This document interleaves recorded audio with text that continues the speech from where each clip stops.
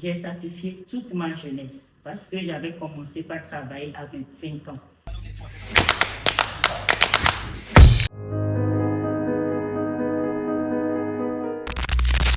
Bonjour, je suis Sénat Dawi. Je suis professionnel de la microfinance et il y a plus de 20 ans, je suis titulaire d'un master en management des systèmes financiers décentralisés. Depuis plus de 16 ans, j'ai l'honneur de diriger PADES Microfinance, qui est une institution qui œuvre pour l'autonomisation financière des femmes et des jeunes. Notre mission à PADES Microfinance est simple et ambitieuse.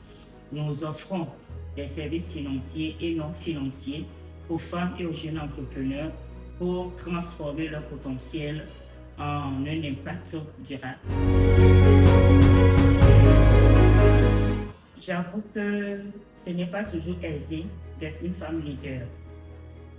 Être une femme leader, surtout dans le secteur financier, c'est d'arriver à prouver davantage, à se donner plus et à résister plus. C'est d'arriver à concilier le leadership, les responsabilités familiales et la pression professionnelle. C'est d'arriver à équilibrer toutes les responsabilités sans pour autant renoncer à chacune des dimensions.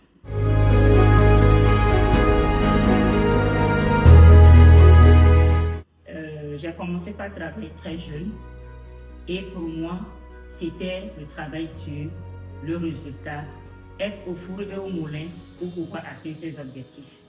Mais avec le temps, j'ai compris que seul le travail dur ne suffit pas.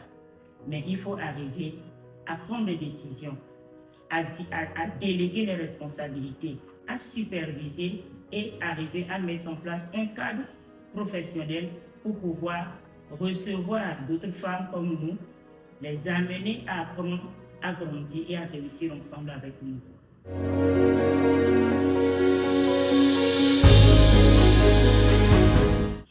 Oui, ça nous arrive tous les jours, d'une manière ou d'une autre. Mais ma réponse n'a jamais été verbale.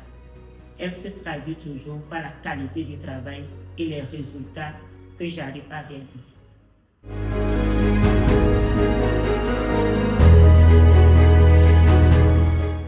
Cinq ans en arrière, j'étais très jeune, un peu agitée, avec une immaturité professionnelle. Mais avec le temps, j'ai appris à cultiver la patience, la prudence professionnelle et à prioriser les activités pour pouvoir mettre en place un cadre idéal pour mes collaborateurs.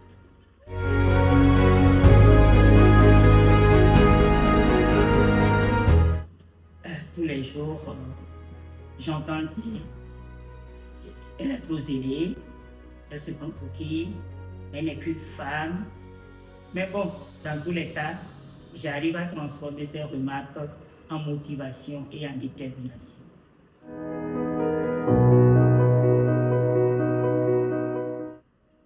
Naturellement, les femmes sont plus prudentes. Elles prennent des risques calculés, mesurés et responsables. En réalité, ce n'est pas une faiblesse, ce n'est pas une prudence excessive, mais c'est une intelligence stratégique que les femmes développent.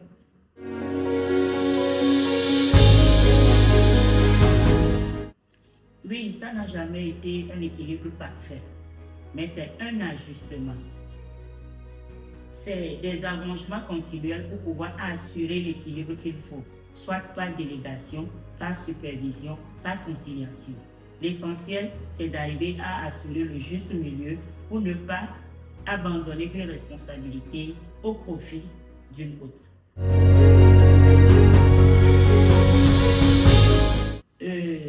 Avec la pression professionnelle et les besoins de la famille, arrivé à un moment donné, on se dit qu'il faut arriver à faire un choix. Soit c'est la famille, soit c'est le boulot. Mais ce n'est toujours pas réaliste. Il faut assurer le juste milieu, comme je l'avais dit. Au jour d'aujourd'hui, je peux le dire avec fierté, parce que je suis arrivé à cette maturité professionnelle où j'arrive à concilier facilement ma vie professionnelle, ma vie familiale et même ma vie religieuse.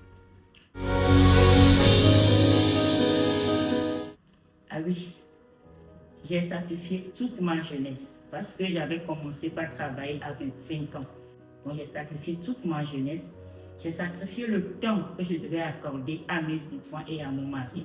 J'ai sacrifié mes sommeils pour pouvoir trouver des solutions aux défis que nous avons dans notre institution.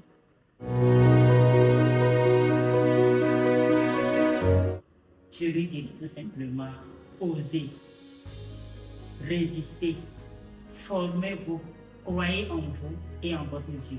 Vous réussirez.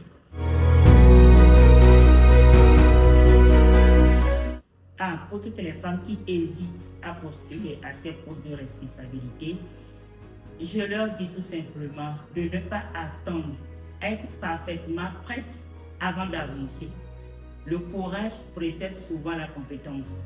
Ce qui est important, c'est la décision, la persévérance et le travail. Aucune limite n'est infranchissable.